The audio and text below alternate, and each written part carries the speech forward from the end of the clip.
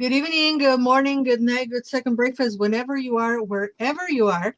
My name is Laura González, and I welcome you to Lunatic Mondays on Circle podcast. Tonight, we have a very nice friend of mine. She's going to get another frequent flyer miles award because she's been on this show like, I don't know, 5 times at this point. My dear friend and wonderful artist, Laura Tempest Zakroff. She is a professional artist, author, performer, and modern traditional witch based in New England. She holds a BFA from the Rhode Island School of Design, and her artwork has received awards and honors worldwide. Of course, it has. Her work embodies myth and the esoteric through her drawings and paintings, jewelry, talisman, and other designs. Laura is the author of several best-selling Llewellyn books, including Wave the Liminal, Sigil Witchery, Visual Alchemy, and Anatomy of a Witch.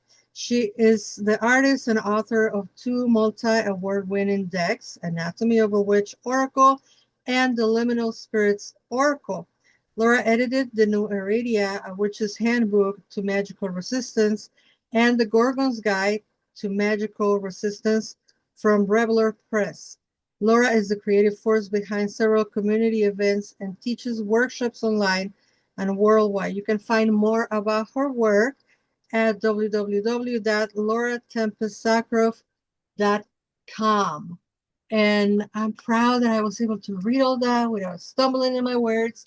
Welcome to Lunatic Mondays, Laura. How are you? I'm doing fairly well. Yourself? I'm doing good considering the world in which we're living Right. at this current All point. things considered. Please consider we're alive and kicking. Uh, and Mexico would say vivite coleando, which is literally alive and kicking. And very happy to have you here. And Laura, this year we started doing Lunatic Mondays a little bit less, right? So now we do it just one Monday a month. It's the second Monday of the month, which has pushed me to be much more selective, unfortunately, right? Because there's only 12 shows, Mhm. and there has to be excellence on these shows. And when Llewellyn announced that the new Oracle was coming, I'm like, yeah, definitely. Like, there is no brain, there is no thinking about Laura's gonna be on our show. And by reading your bio and all the publications that you have been um, that you've created, that you wrote, and the ones that you have collaborated, um, I'm like, I think you've been on my show for every single one of your books and or oracles, which makes me actually proud. Oh, So thank you for being here. thanks for And inviting. tell us how you've been, what has been happening since the last time you were here, which was the last oracle that came out. The Weaving the Liminal, I think. No, the second oracle. Yeah, Anatomy of a Witch. Anatomy of the Witch.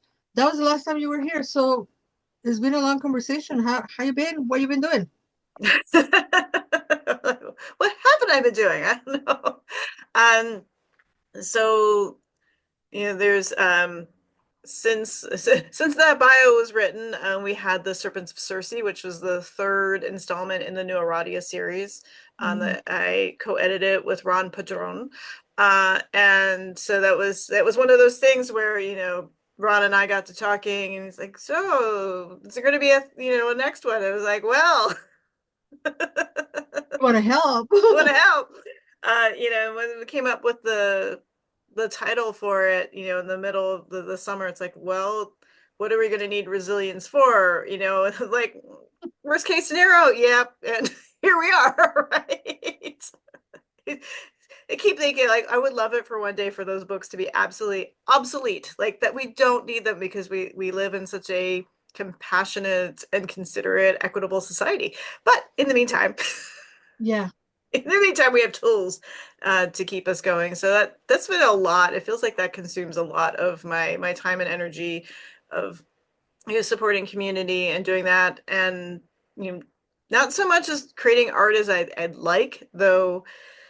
You know, it's a balance. Like maintaining your sanity is really important, and also focusing on those little bits of joy. So that's kind of where I've been. And I have written for a book on Spanish, about the goddesses since we last met. And I don't know if you recall, but I was like, hey, Laura, I want to call you for this book because I remember, and I'm pretty sure it wasn't in this book. And if it wasn't on Sigil Witchery, please forgive me, Laura, because I have read all your books. But I remember how touched I was by this phrase where you say, don't don't break the page, don't rip the page, keep drawing and keep learning from your mistakes. And probably the phrase that you wrote was a lot smaller, but I read so much into that phrase, and you have taught me so much about our creativity and also about learning magically through creation. And on the same book where I quote you, on the same article, I also quote my friend Audrey Funk, who wrote a song in Spanish.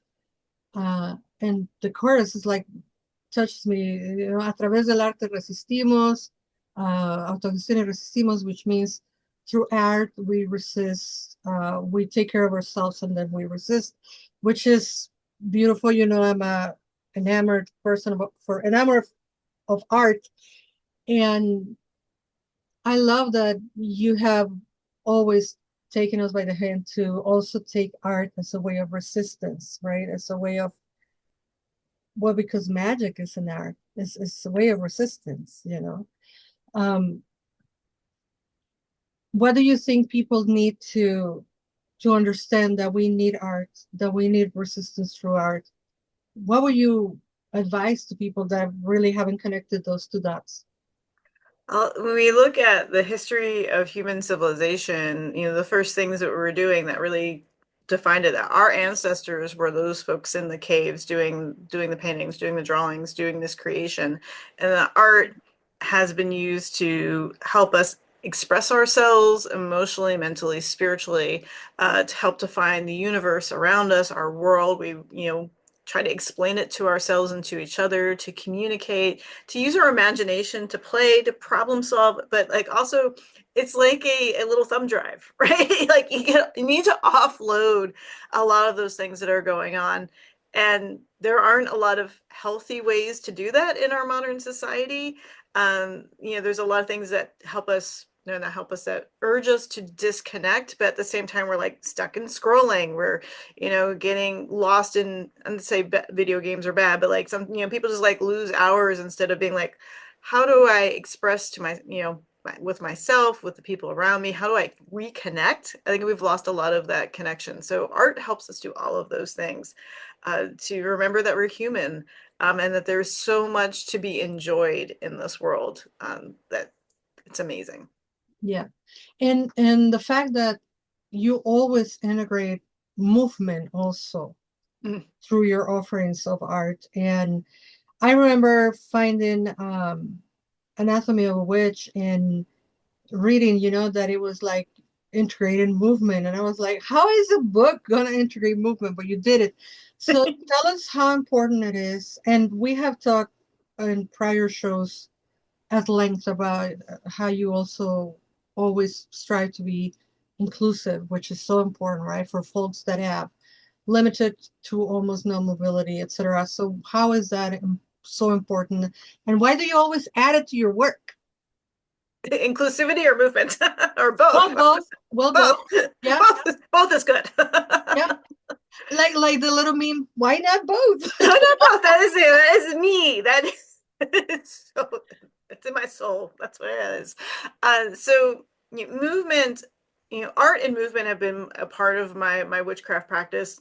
Going back now, 30 years, like almost 30 years for both of them. Art has always been there, and then in college I picked up movement, which is the same time I was exploring, witchcraft community, is creating a group, bringing people together, and realizing that movement is such a key thing to tapping into your body, not only your body, but the rhythms of the universe. Um, and it doesn't have to be choreography and complex movements, that it can be how we breathe, how we move our hands, how we tap our feet. And it's a much more immediate magical practice than when, all of the trappings are beautiful. We love the stuff, right? You know, the robes and candles and crystals and herbs and incense, all of that thing. That's great. That fascinates our senses, but we have to realize that we are embodied beings. Like this is our experience on this plane, is to be physical, which comes with a whole lot of things that are good and bad, right? Like the body's weird. It does weird stuff. It doesn't always work. The older you get, you're like, oh God, this is smarting, right? Like I had this morning, I woke up and Nathan's like, what's wrong? I'm like, I have a body. Like that's today's problem. Is I have been going nonstop for like the last, I don't know. My body says, hello, time to stop for a bit. So I think it's really important that people connect that, get out of their heads and into their bodies, and see a huge difference in how they see themselves and how they engage in their magical practice.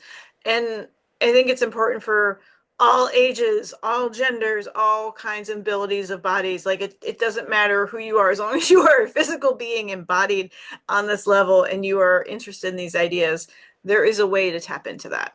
Absolutely. And even if all you can move is your arms or tap your feet, and we talk about this when we were talking about the anatomy of a witch, which I always pronounce wrong, but not today. I've been pronouncing it right. So it's like, yay.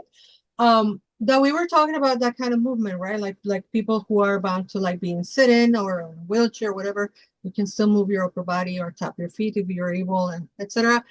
And I was telling you before we started the recording, yes, this is pre-recorded. You're gonna be okay. It's only 2 minutes before it airs. And you all know we're all busy people, and so we're in the past talking to you right now in the present, but this is gonna continue in the future. That's magic.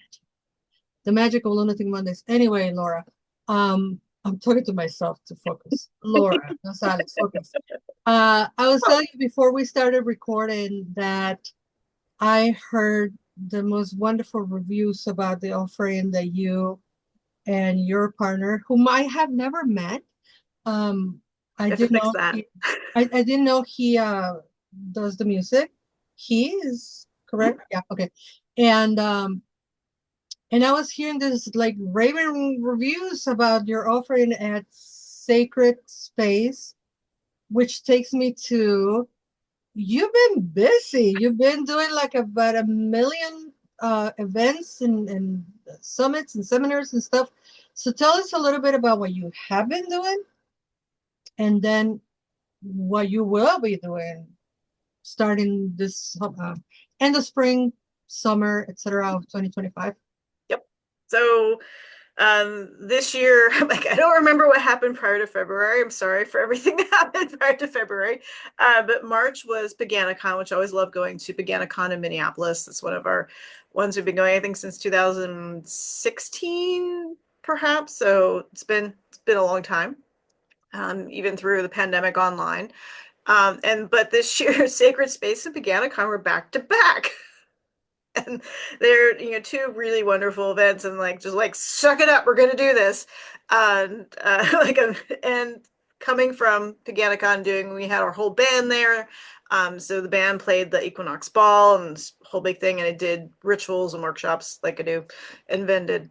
And then coming into Sacred Space, I only had I had two rituals. One was the Hecate at the Crossroads ritual on the Thursday night, which was myself and Nathaniel on a violin. And then Thorn Coyle and I, in the last year, we've been working on this year-long course of study called Invoking the Star. And so we brought that energy to Sacred Space by doing basically the Serpent to the Star, kind of reclaiming ritual, also with Nathaniel doing that. So we had these kind of two bookend um, not workshops, again, they're ritual. And that was just amazing to be like in this sort of ritual context. And that's all I did was be a ritualist for the event. And vend it, because that's what I do, sell my art. And then after that, there's a couple other things, but we just had our Witches Night Out Market, which we have two a year here in Providence, which is, pulls out like 2,000 people, 80 vendors, readers, artists, food trucks, all of that stuff. So from Wow. that, and That sounds like it's huge.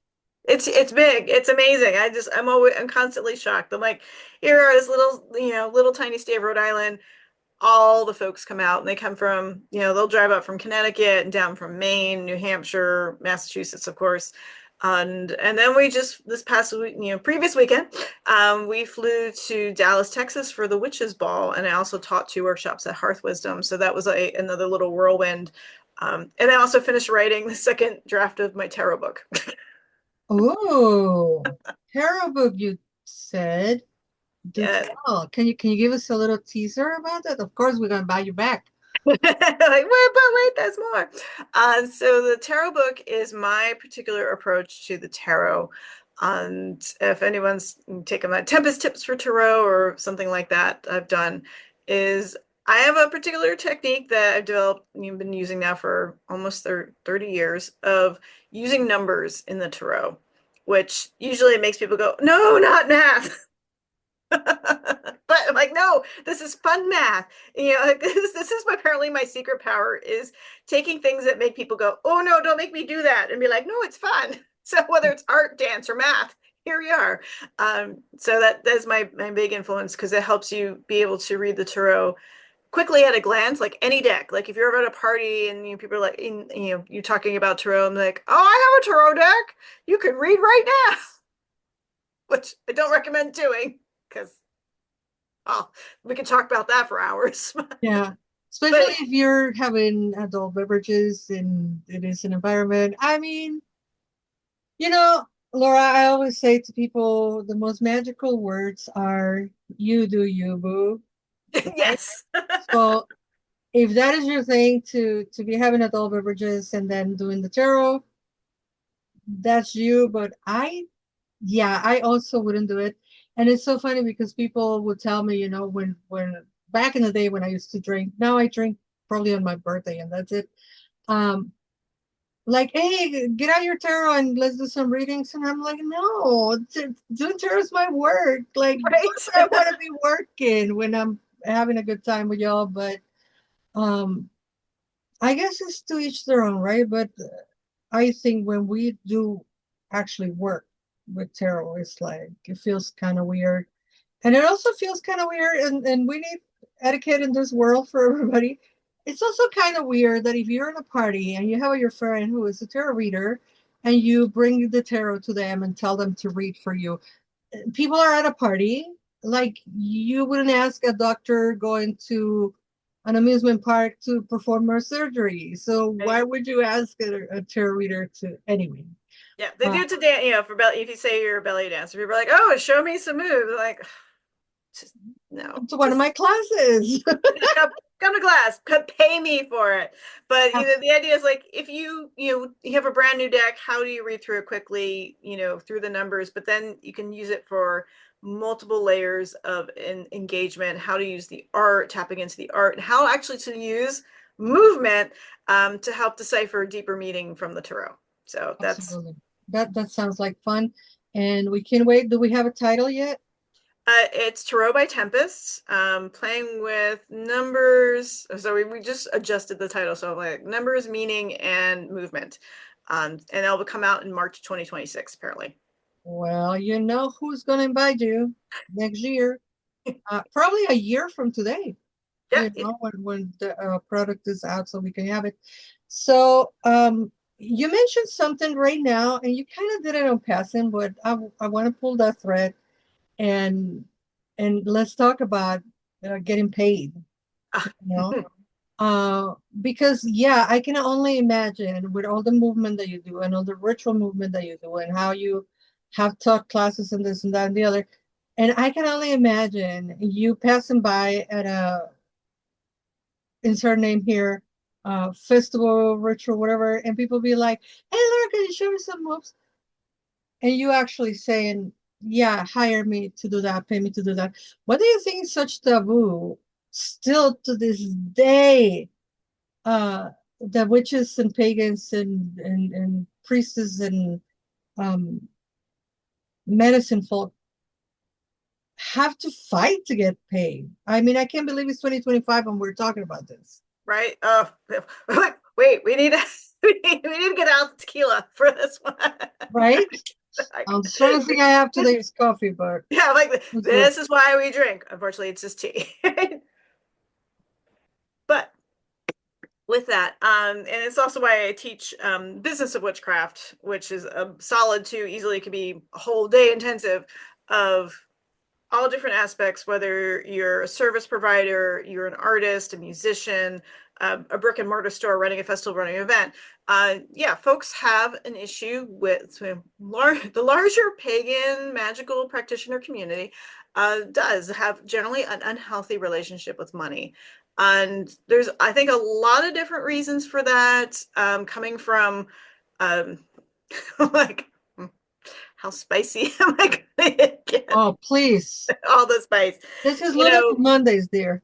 Yeah, so like one of the things is, people say you shouldn't charge for the craft, which is supposedly applied coming from the British traditional practices, right? When you look at that, a lot of those folks who founded those traditions were fairly well off, so they were in a place of comfort. Gerald Gardner was fine, um, financially, and then some of those other folks were also very good at getting money from other people in other ways. And so that's sort of this passed down type of thing, which has, again, it's a whole huge rat's nest of things. But it's like, here, there's one thing where we are talking about spiritual traditions and training, but there's still an energy exchange. Like, there is still something here, and there needs to be an understanding of value. So it's not just, oh, money is evil. Money is a stand-in for our energy exchange. If I can't pay my electric bill in chickens, it would be great. If I had eggs right now, like, I'd be making so much money, right? But we can't, we don't, for most things, we don't have a barter system in our regular society. And within the magical community, we also haven't set up for people who are our clergy, like other organized religions have, where they have, like, they have things set up, they have a budget, they have all the stipends set up for, you get to live in this house, you get taken care of, because that is the energy exchange, to understand that you are doing a job and we need to support you so that you can do your job. So whether that's money, a house, chickens, whatever it is, I think people need to realize that. Don't get into, ooh, money is evil. It's like, no. Not understanding the energy exchange is where the problem is.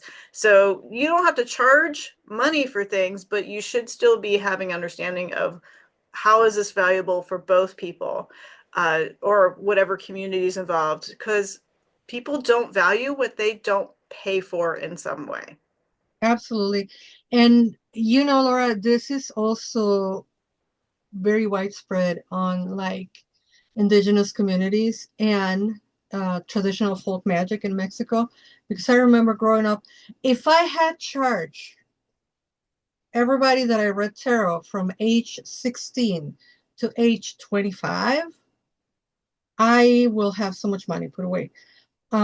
But it's the same rhetoric, right? If you and this one goes even beyond, because they say if you are the real deal, if you really have, and as the people say these words, if you really have a gift from God, because that's where the credit goes, right? It's not you, is God.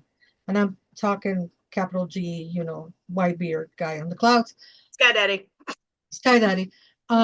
Why you be charging? This is a gift that you were given, so you have to give it freely. Which I'm like, excuse me, I still have bills to pay, like you said. If you bring me a chicken as payment, I don't even eat chicken or eggs, so it's like it's gonna be obsolete for me. And and the fact that we have to still pay for to go to the events, right? Like if I go, for example, to Circus Sanctuary, if I go to do an event at Circle Sanctuary, which I'm clergy and I'm part of it, I still have to pay to go to the event. Even if I'm teaching, even if I'm doing anything, and if I don't have to pay monetarily, I have to do labor. Even though I have already done labor online, I still have to go do labor on the land. And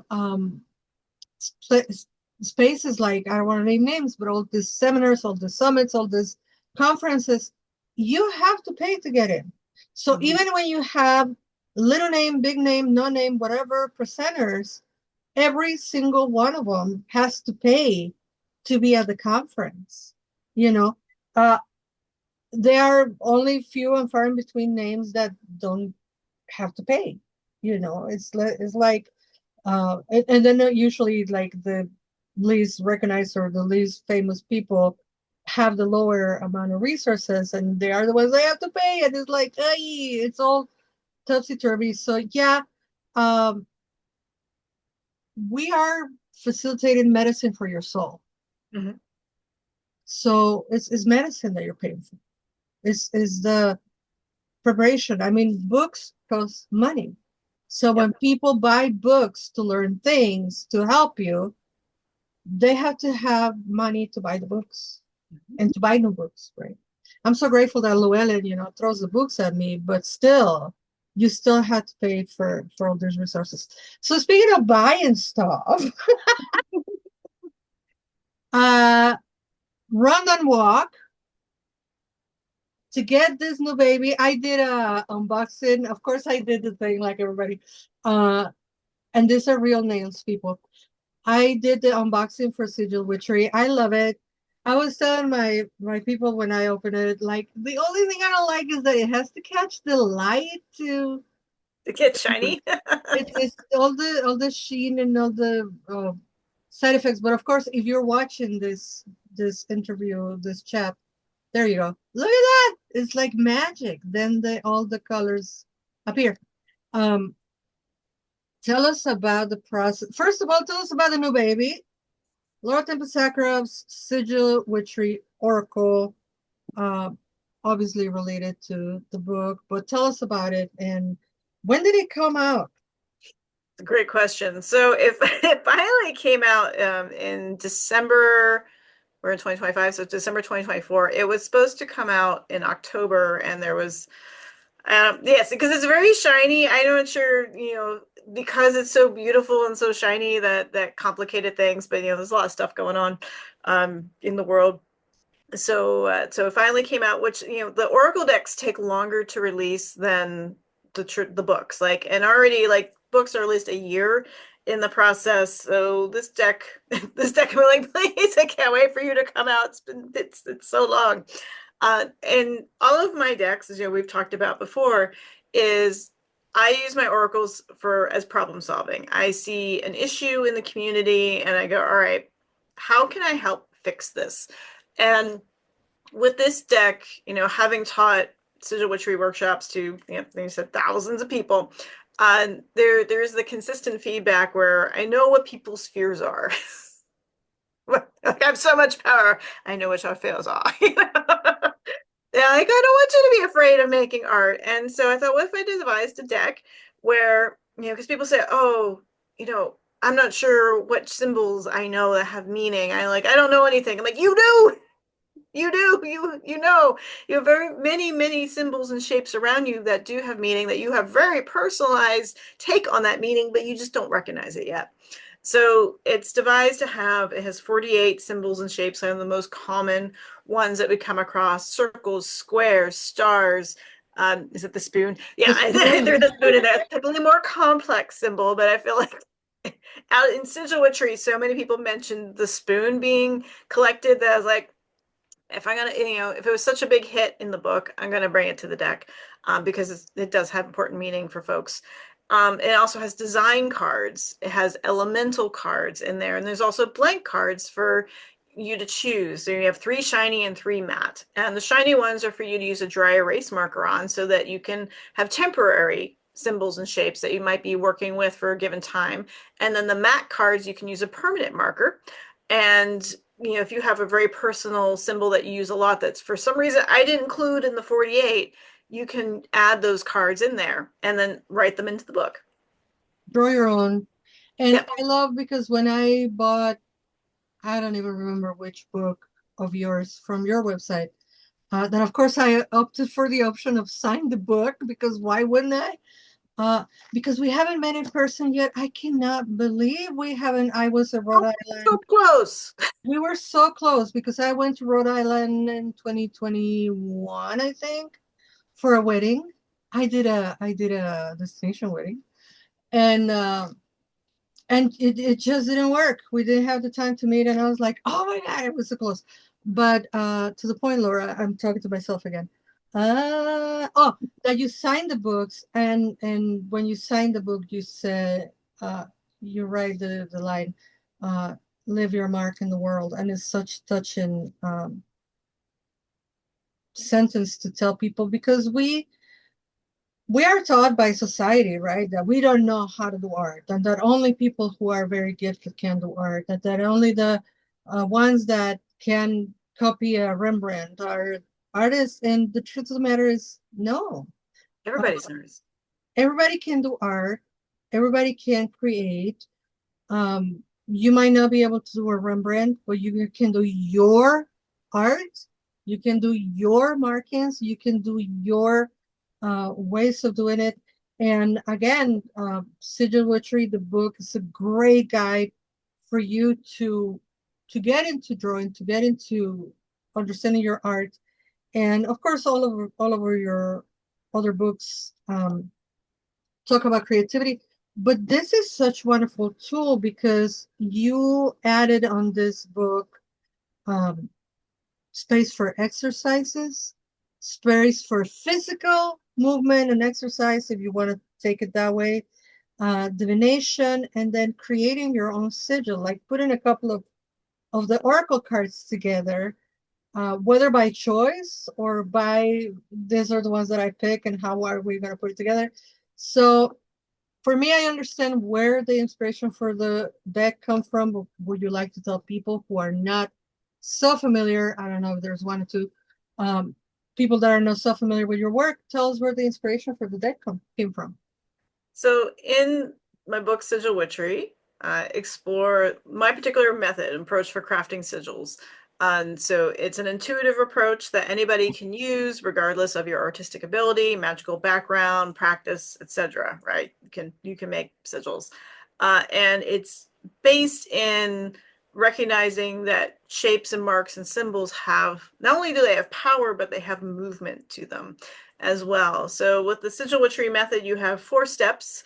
And number 1 is to figure out what is it that you want to do, which is your, number 1 rule for magic and spellcraft. Like, why are you doing the thing? What are you trying to solve, right?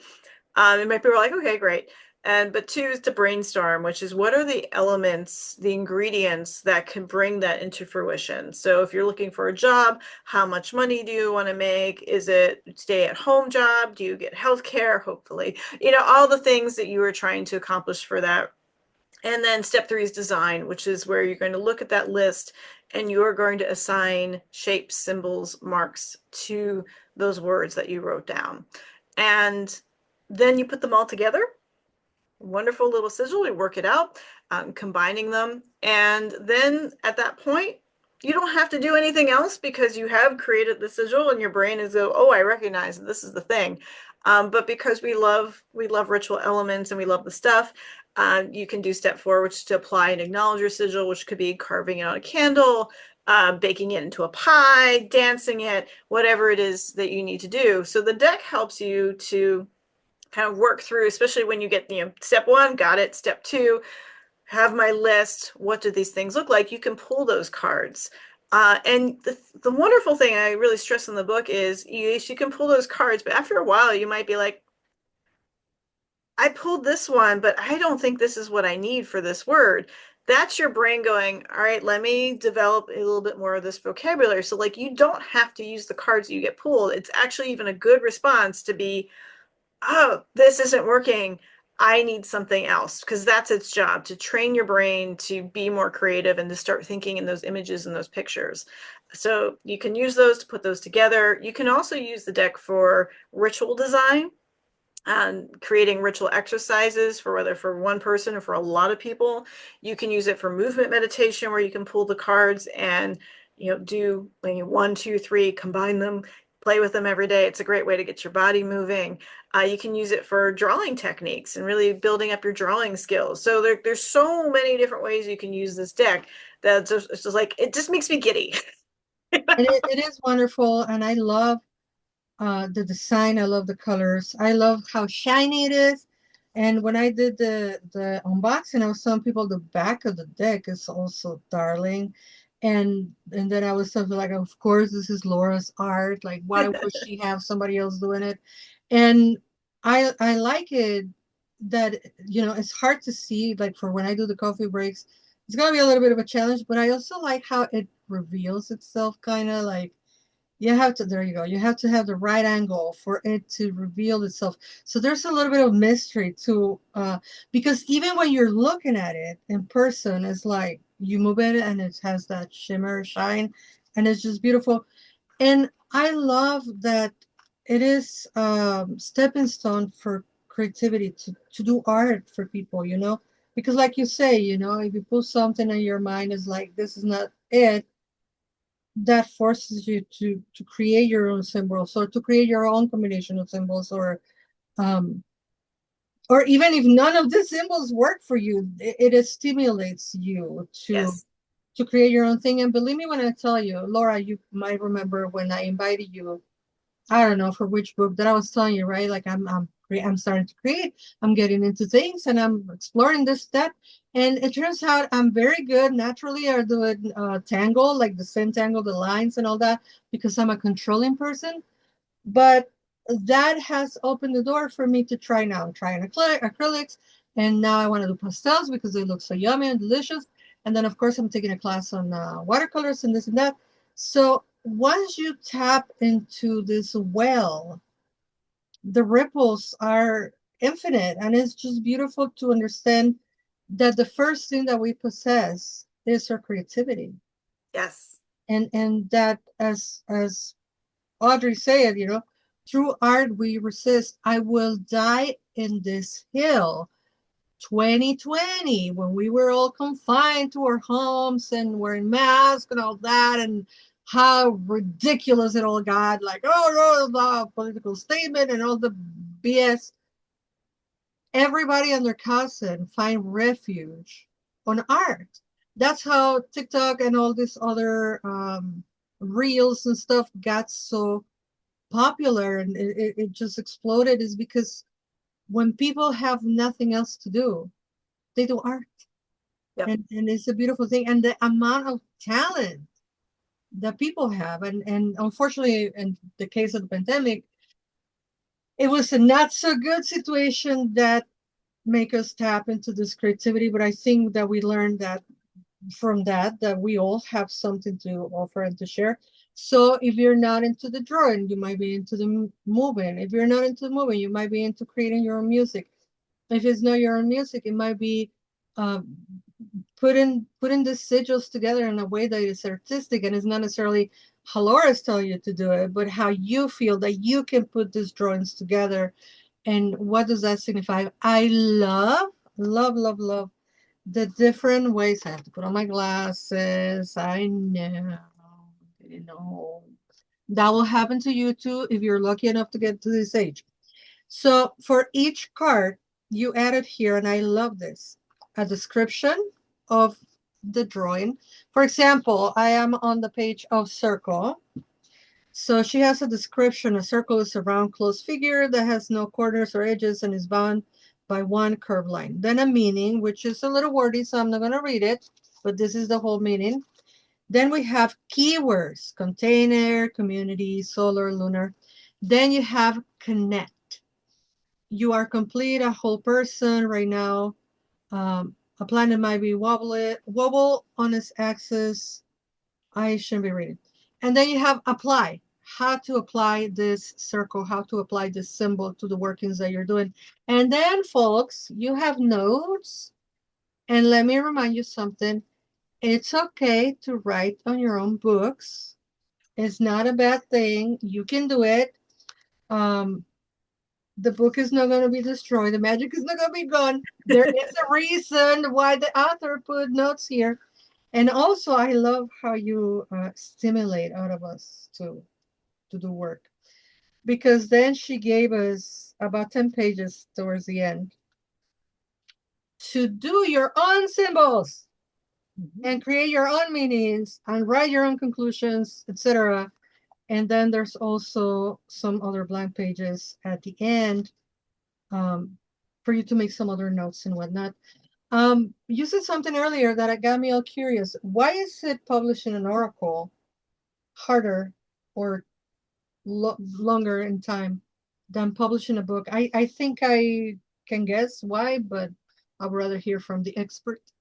It's a bit of a mystery to me, but I think it has to do with the layout of the deck, and the proofing that needs to come with the colors, the finishes, all of that such things. Because the little booklet goes through the same process that the book, any book does, right, with editing and layout and such. But as soon as you have a whole sheet of images and a box that has to be designed, I think it's just more stuff, more people, more time.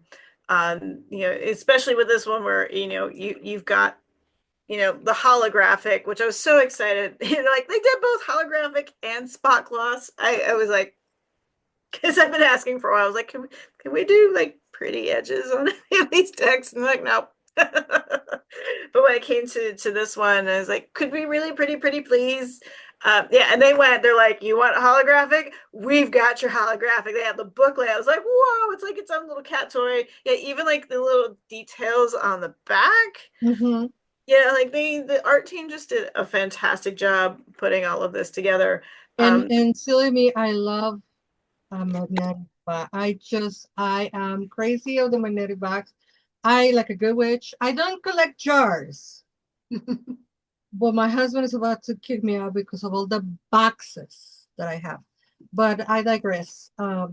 So the design, so this design is your design, the colorful shimmery on all the cards.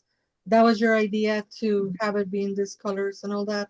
Yes, and then the back, I kind of hope for or the back, the behind the holograph on the front of facing the card, there is a spot gloss, kind of a grayscale that includes more patterns or variations of the symbol that we have in the hologram.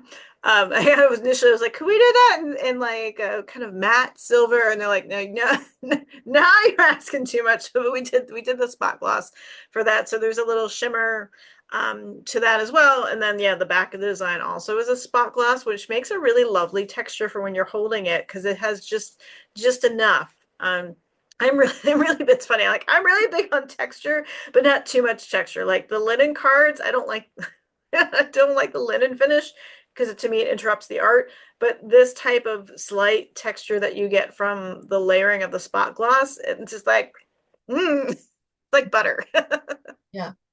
Yeah, there is definitely a texture to it. And I love, like I said, when you see it in the light, how it shimmers, and then more things appear magically as you incline it, and it's just It's the full color spectrum in there. We looked at like 8 different variations of holographic samples before choosing that one. I like this one because it was the most consistent. Like there wasn't any sort of pattern to it. Like some of the holographic foils have patterns, or that they have only a certain light spectrum to them, where it's green, red, orange, or whatever. This is a full spectrum. It looks like silver just at a quick glance, but you get the whole rainbow without any interruption or other kind of pattern going on in the imagery. So it's like it's just beautiful. yummy. Beautiful. And then all the symbols, like you say, some are very common, like the spoon, the heart, but some are things that people maybe haven't thought about to use in magic, like this hand. Mm-hmm. I can only imagine, like I will use this to stop people from harming my people. That's a great interpretation. Like the hand is such a thing. Like when you think about the cave paintings, right? Like so many cave paintings is a layering on of hands, which can be is it identity, right? Is it connection? Is it the indigenous symbol, for stopping harm? All of those meanings, it's the same symbol, but it has such a wide Oh range of yeah, things. absolutely. Which is why tarot and all this decks of cards, whether you call them oracles and tarot or whatever you call them, um, the openness to the interpretation, right? Because when I teach, I'm doing an event, Laura. What is it called? Repetitive? No, consecutive? No, what is the word? Yeah, monthly event, I guess. Yes. Um, cur re recur Reoccurring. reoccurring. Thank you. That's the word. See, I knew it was going to come to me. The problem when you're this is a joke.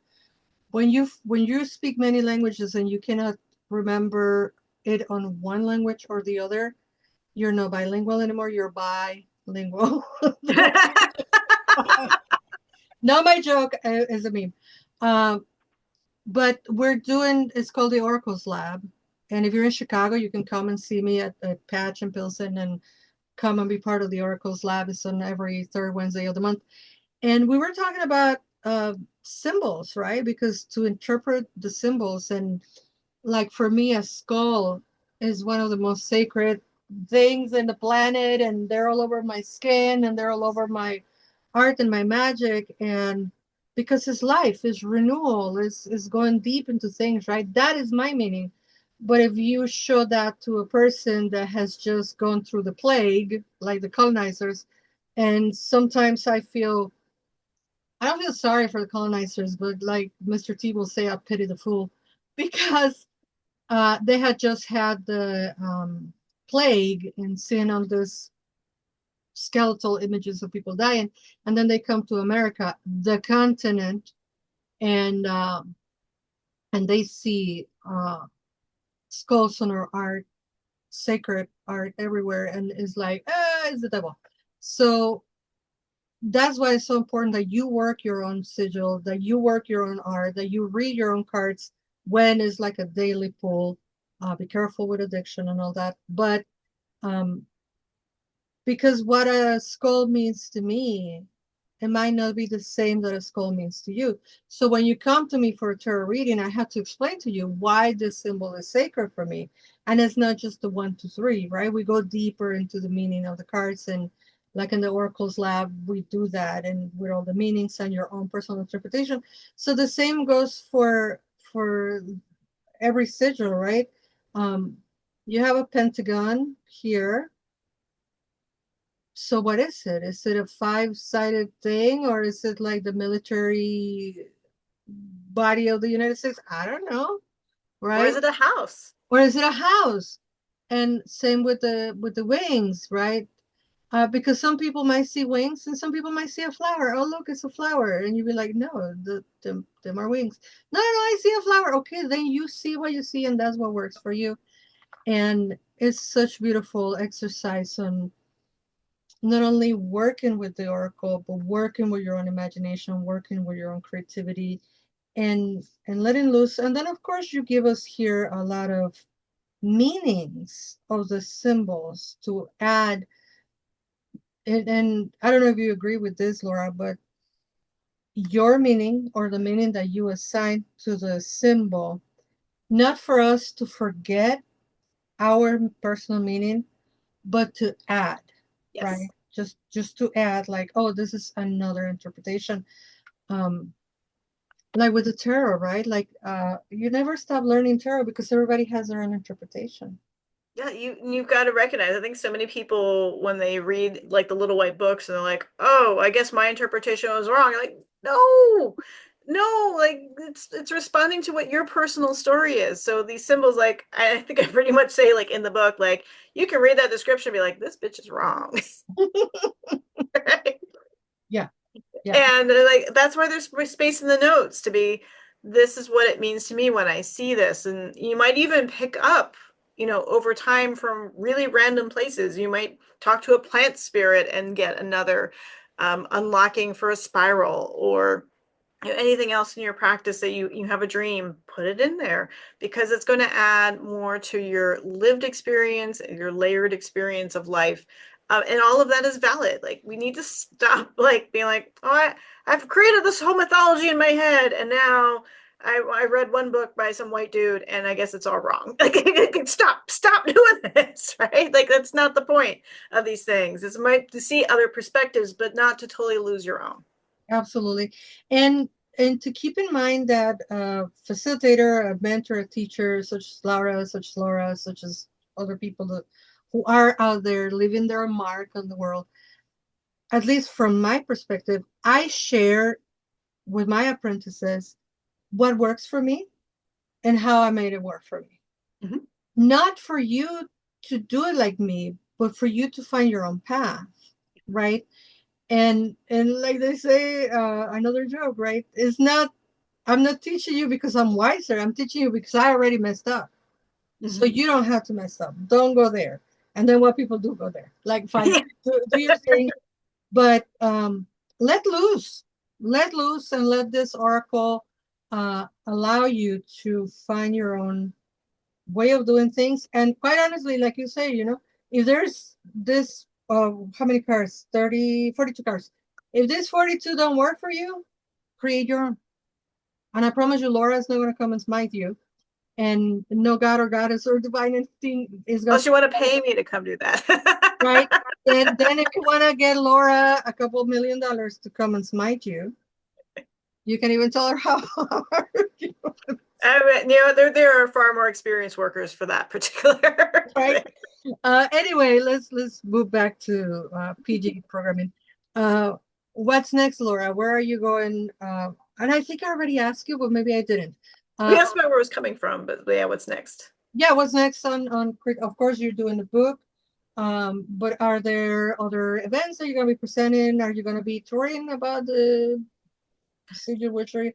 Is there going to be a special class for people to use this? Because people love your special classes. I don't know. What's on the deck? So I did offer when folks did the pre-order a special class, but I do need to offer that one again out in the world.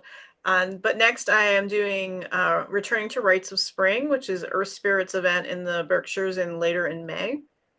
And so that's like a Couple of weeks. A week out in the wild, but not too wild because this witch don't camp. I'm not a good camper. Nobody wants that miserable mess.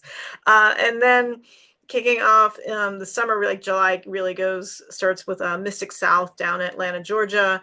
And then I'm flying to the UK to teach some workshops and travel around, do the Tabby conference out there. This is very exciting. And then we come back, we've got Day of Witchery here in Rhode Island in August, and there's the Salem Witchcraft and Folklore Festival, there's Connecticut Harvest Gathering and Temple Fest. And like I think that gets me all the way to September. I'm like, it's gonna be a busy, hot moment of a summer. I'm probably missing something in there. But of course, for everything, you can go to www. What was it? Laura Tempest Zakroff, obviously. Yep. Yeah. .com. .com. And then I love this photo. This one's on the book. You need to get the book so you can get that photo. So Sigil Witchery, get the book if you haven't. It's still for sale. If you get it on her website, she can sign it for you, and then you can be like me, a presumida, show off and then show your autograph. But yeah, this book is very complete, and you go a lot deeper, of course, on the what is it called? Process? No, the system. Mm-hmm. But if that's not your thing, get the oracle and don't be intimidated. I say start with a daily pool or a weekly pool, and then get familiar with the cards, and then as you get more familiar, when the need arises, you create your own sigil with the cards, or you can just use it for fun, just to look at the beautiful cards because they're beautiful. And for meditation, I love that idea for meditation, to move it and see what it shows you. Because I promise you guys, it's not only going to show you the symbol that is there, but if you open your mind, it's going to show you what it needs to show you. And Laura, I'm so happy to have you on the show. Let me just do a quick station identification for everybody, just to remind you. Circle Podcast, we move. We are no longer a blog to radio. We are now on Spreaker, and Spreaker has throws everywhere. So you can get us anywhere. iTunes, iHeartRadio, Spotify, some other podcast reproductive houses that I've never even know they existed. We have a whole plethora, so you can find us anywhere. And all the shows that we have. So we have a new show that is called Urban on Witches with Dia and Kyler, and that happens two Thursdays of the month. And then we have our regulars, all shows that have always been around. Circle Talk, we have Circle of Nature, we have Songs of the Pagan Tribe, we have Paganos del Mundo, our show in Spanish and Portuguese, and then obviously we have Lunatic Mondays with yours truly, now only once a month, but the second Monday of the month. So, of course, more exclusive content with our amazing guests. And how do I get to do podcasts, you may ask? Well, I do get to do podcasts because you support me.